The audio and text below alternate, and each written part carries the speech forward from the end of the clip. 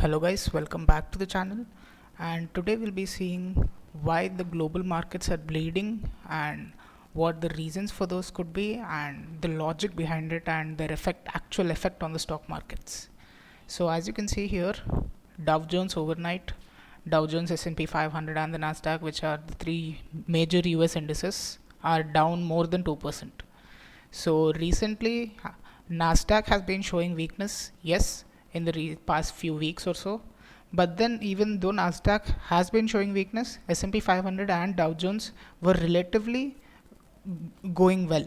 So Nasdaq is the technology index which tracks all the top technology companies. S&P 500 tracks the top 500 companies, and Dow Jones tracks the top 30 companies. So these 30 companies are companies like your Apple, McDonald's, Coca-Cola, etc. So these are the major 30 companies. So yesterday or overnight there has been a fall in the overall market and not just the riskier tech stocks. So the main reason behind this was inflation. So the inflation increased at a highest rate since 2008.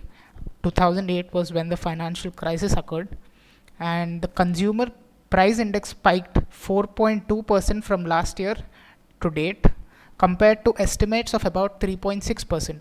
So the inflation in the markets, inflation in the economy was much higher than expected. So what effect does this have on the stock market? So let's go through that. And also the monthly gain along with this was 0.8% against the expected 0.2%. So in the last month itself, there has been a strong increase in inflation. So why does inflation affect the stock market or the stock prices in general, and how does it affect? So inflation can squeeze margins of companies and also erode their profits. So how does this happen? In companies are when inflation happens, so companies are paying higher prices for their raw materials, right? Because companies have to buy their raw materials and goods and supplies from somebody else. So this raw material prices increase, so the cost of the company also goes up with them. So as the cost of the company goes up, they increase the prices of their goods, of their final goods also, to compensate for their increased costs. So when the prices of the final goods increase, so obviously the customer is paying more for the end product, right? So the prices of all the goods in the economy increase.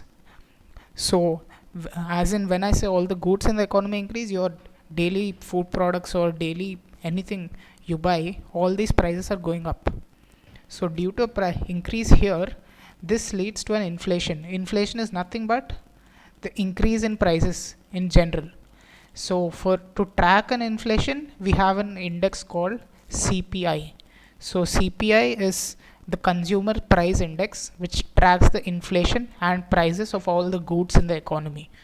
So when inflation increases, as you can see, prices of goods increases, costs increase for the company, and as a result, the the final product price increases, and as a result, the customer pays more, obviously. So inflation increases. Now when the customers are paying more for certain goods, they have lesser money left to invest this money somewhere else. So out of their salary, some is going to goods and some is going into investments. So if more is going into buying these daily goods only, so this amount is bound to reduce, right? The amount which is going into stock markets or any other markets. So as this amount decreases, obviously the stock price also come down. So this is the basic logic behind how inflation affects the stock markets. There is a more even there is another school of thought as well. So when inflation increases, so as inflation keeps increasing, the government can't sit on the sidelines and look at it, right? So what the government can do to control this inflation is they increase the interest rates. So what are the interest rates? Interest rates on loans, basically. So how will this affect inflation? So as the interest rate on loans increases, lesser and lesser people will be willing to take these loans, right? So as there are lesser number of people willing to take these loans and taking loans, there is lesser money in circulation. So when there is lesser money in circulation, there is lesser money to spend on goods. So when there is lesser money to spend on goods, price of goods falls. So this is the basic logic of how the government can control inflation. With a rise in inflation, government can increase the interest rates and on loans, and as the interest rate on loans increases, the money in circulation decreases, as there are lesser number of people now willing to take loans. So as the money in circulation decreases, obviously price of goods also decreases, because there are people are willing to pay lesser for them and the demand is less. So this is another reason. So the market is expecting that due to this rise in inflation, the interest rates will also gradually go up. So due to this expectation, the stock market prices have come down. Now what is the next effect? Companies have higher prices for raw materials due to supply shortages also and rising prices. So supply shortages are leading to an increased cost for the companies. So obviously increased cost for the company is a bad thing, right? Because their profit margins are reduced due to an increase raw material cost. So this was another reason.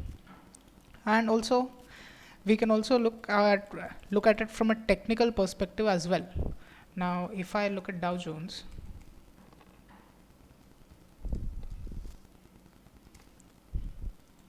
you can see that my Dow Jones, this is the RSI here I have right here. So historically RSI has rarely ever crossed the overbought region of 70. Right, you can see 70, resistance here, resistance here, resistance here, resistance here, and here as well at its peak RSI reached 70, as you can clearly see here. So a technical correction was also on the cards, and this inflation fears added fuel to the fire, and which led to more selling. So as you can see here, SGX Nifty is overnight down about how many points? It's down about 200 points, more than 200, 224. So this will obviously lead to a gap down opening in the Indian markets as well, and then this gap down could be anywhere from 1.5% to 2% maybe. That is the expectations based on SGX Nifty alone and nothing else. So these are the main reasons as to why the global scenario is weakening, and the reasons behind it. You can understand all the technicals and your support, resistance, trend line, all these, but the understanding of the economy is also equally important to do well in the stock market, because you need to know what policies will affect the stock market in which way, and how stock market reacts to certain news, and so that you can react accordingly as well. So please let us know in the comments if you want these type of videos to continue, or we could go back to our technical analysis videos as well. Not an issue at all. So thank you, and please like, share and subscribe if you like the video and you think it helped you learn something new. That's it for today. Thank you.